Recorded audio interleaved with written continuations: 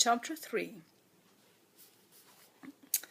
Well, Chapter 3 gets a little political, and that is because we live in a political society. We cannot seem to avoid that. No matter what country we live in, there is a political system that tries to be in control. So whether you like it or not, whether you agree with it or not. In our case, it was a communist system that we grew up in, and right about now, let's see, in 1989 December, there became some rumors of a revolution. They got infiltrated slowly through an underground radio station based in Germany at the time, because if they were based in Romania, they would have been killed. I know that even in Germany, a lot of the, I guess the news reporters or the cast people, I think anybody that worked there, they were hunted by the communists, and they, some of them got actually picked up, killed, tortured, so on and so forth. I can tell you that from memory, it was a very, very tense time. There were rumors that the city of Timișoara, it's a city in the kind of the central area, but at the west side of Romania, considered actually at the time, this goes back into a lot of the, I guess, the history, considered at one point to be part of the Hungarian territory, taken over by Romania, and even now there's a dispute where the Hungarian believe that that still belongs to Hungary.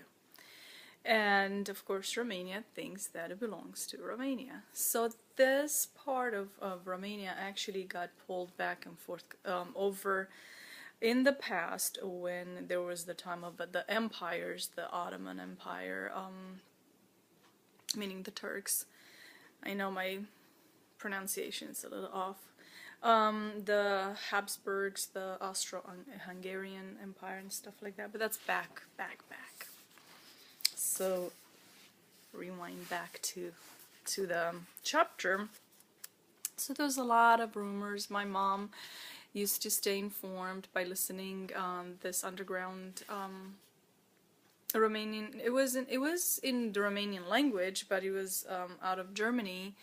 Underground radio station only came out at night, in the evening, but late in the evening, like 11 or 12 if I remember. I'm not quite sure, but I remember it was late.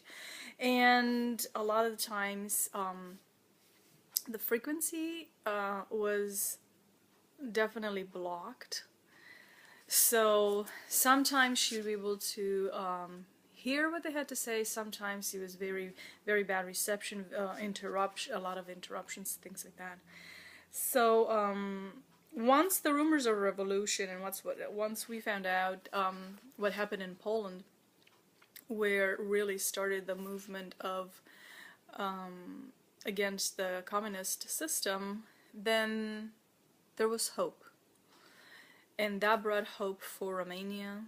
And Timișoara city was and is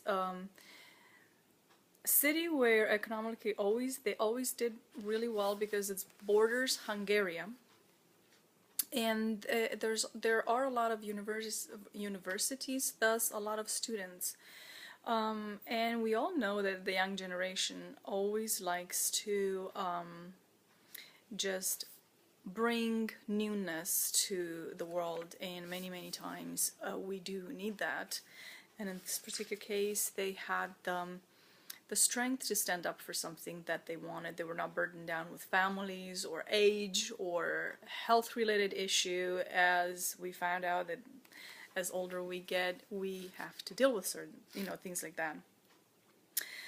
I am describing a little bit about just the attitude of communism. It's just like a drop in the ocean. There is so much to be said about that system. Some things I do believe that they made sense, most things they didn't.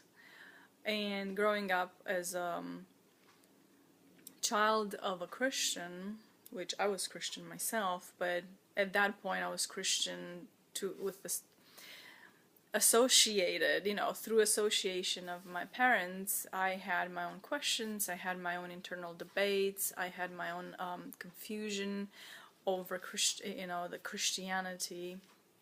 But I was a Christian through association, meaning my parents were Christians, so thus I was just, under the umbrella of Christian, and our lifestyle was as such too, because I really didn't have any other peers to hang around except fellow Christians. So it kind of describes a little bit, about that. You probably read it, and of course the debate. I love the debate between my mom and my dad.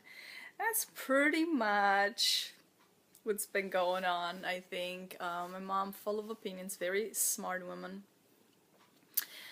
where she could really read people, and she could really see a lot of, read within the situation, see a situation for what it was. And my father always frustrated that my mom was so opinionated, and he would believe everybody else before he would believe my mom. So he would argue against my mom's views, although I think secretly he listened to, because she had good points.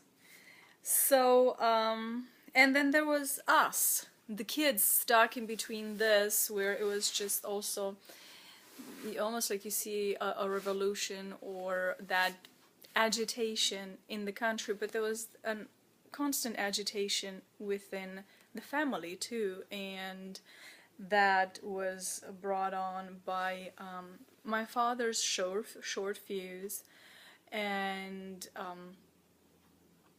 so you kind of are able to see in chapter 3 both agitation as in the culture due to rumors of revolution, and the agitation within the family. At the same time, the hope that the news brought to us, and us as kids were not that, I guess,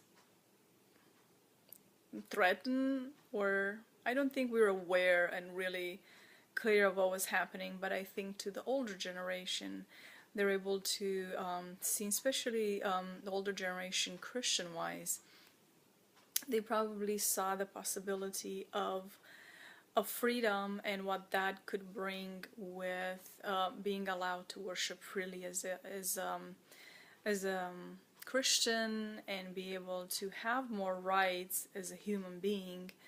And since Christians were not allowed to be in any leadership type of positions, they're always put down, because the communist system did not want Christians to infiltrate the system with their beliefs, so they were never put into a leadership position. So they always made sure that they were just kept low.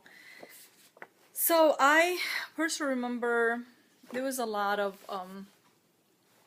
like I said, it was a lot of agitation within the air, even the neighbors, and it was a system. And this is Eastern European system, not just Romania. There was a system where it was everybody knew everybody's business. That's just how it was. And because we lived so close together, in these boxes, I felt like kind of like mice in tons of boxes and on top of each other. You knew everybody's business. You could hear through the walls any arguments, stuff like that. So you knew who had a bad day, and you knew who had a good day, and you knew why. So in that sort of society, we were extremely close to each other and helpful towards each other, or extremely hateful towards each other. It depends of what you chose to believe and do. And of course, because we were Christians, we were not necessarily liked by many, but there were a few that did, and like us and fought for us. So I think that's, wrapping it up. There's so much to say, and it's really hard to condense it in 10 minutes, but there's a lot more, but I'm going to wrap it up since 10 minutes is coming up, and we will come back with chapter 4. Have a good day. Bye-bye.